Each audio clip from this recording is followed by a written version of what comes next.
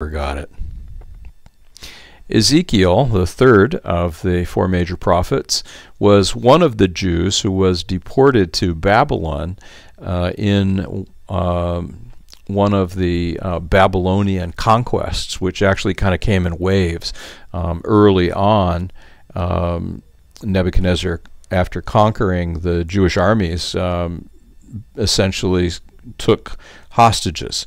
And then that was supposed to ensure that the Jews wouldn't rebel. And when they did rebel, he took more hostages. And then finally, there was a total frustration on Nebuchadnezzar's part, and he utterly destroyed Israel and destroyed Jerusalem and destroyed the temple. It seems as though he was unwilling to do it. He wanted to save the architecture. This is one of the most magnificent marvels of the ancient Middle East.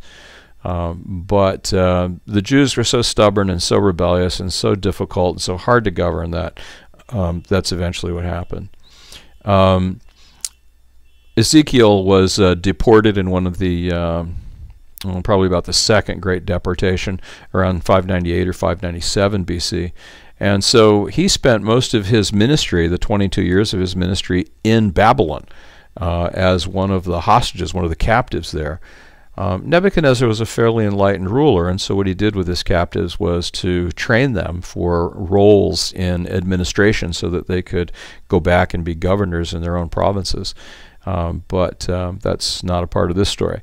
Ezekiel continually told the Jews that Jerusalem would be demolished, and they didn't believe him. They thought that God would never allow his sacred, holy temple to be destroyed, and so they were very much surprised when Nebuchadnezzar did just that in 586 BC and utterly ruined the temple of God in Jerusalem. He wasn't much liked either. Isaiah, Jeremiah, and Ezekiel all had a tough time. They were not well treated by their fellow Jews. The Jews didn't want to hear what they had to say, and they treated them very badly. Ezekiel also did some really bizarre stuff. If you read Ezekiel, you'll discover that, at one time he shaved off all of his body hair and divided it into parts and burned it. And another time he prophesied going around naked. And one time he laid on one side for so long, and then he laid on the other side for so long. And, just strange stuff. Kind of enacted prophecies, like acted out, not just told, but physically enacted. And probably this was an effort to get people's attention and to get them to listen. One of the things that Isaiah did, that Ezekiel did, that was appreciated, however, was that he previewed the return from captivity. He said to the Jews, this captivity won't last forever. Remember, Jeremiah said it would last for 70 years. It will last for 70 years, and then we'll be able to go home. And that was good news. And he also previewed the blessings that would come if they would just lay down their sinful rebellion and turn to God. The fourth and last of the major prophets is Daniel. And Daniel also was one of the early captives taken to Babylon. He was probably taken to Babylon before Ezekiel was, and certainly before the destruction of the city and the destruction of the temple. So he probably went to Babylon about 606 or 605 BC. Had a very, very long ministry, about 70 years. He served the Babylonian king Nebuchadnezzar and his son, and then when Babylon fell to the Persians, he actually served the Persian king and was very highly thought of by all of these kings.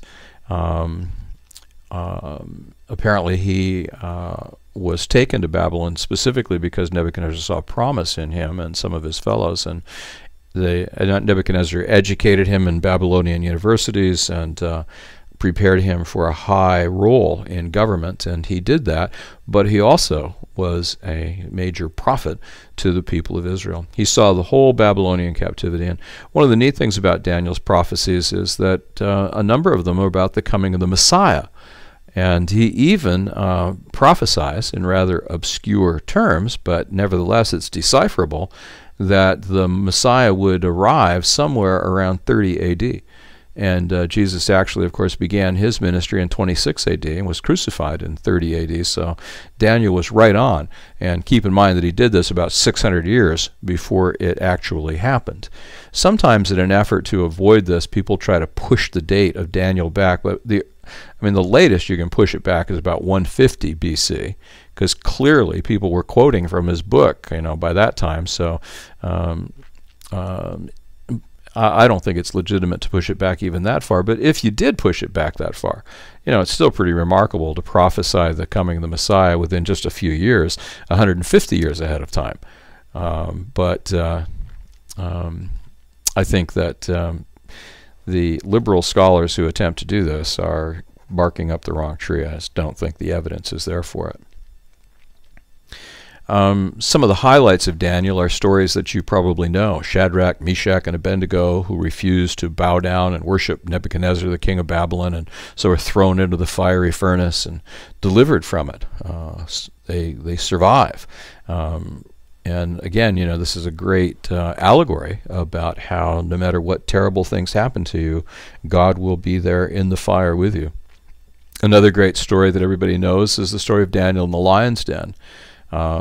King is persuaded by his anti-Daniel counselors to pass a decree that nobody's allowed to pray to anybody except the king. Daniel, of course, refuses to do that, and so he keeps on praying to God, and they denounce him to the king, and as a result, Daniel is thrown into the lion's den, and God preserves him there by shutting the lions' mouths, and they don't hurt him, and Nebuchadnezzar is very impressed by that.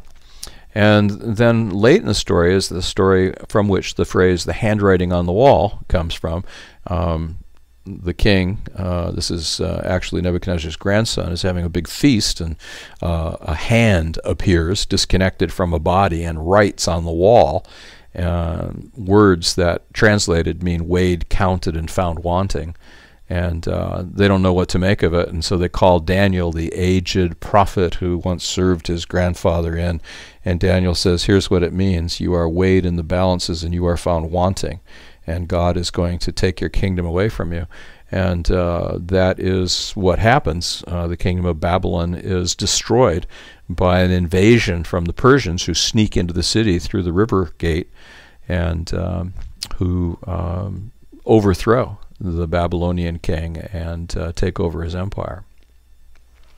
There are other stories as well that are probably familiar to you from Bible stories that you've read or heard in Sunday school or wherever. One of the things that we're going to look at in more detail in a separate podcast is the story of Daniel 2, where Nebuchadnezzar has a dream of a great statue, and he can't sort it all out. So Daniel sorts it out for him and interprets the dream. And this prophecy provides a 2,000-year sweep of history. In fact, if you look at this picture of the image, you and I are living down there in the feet and toes of this image. And the next event to take place is the second coming of Jesus Christ.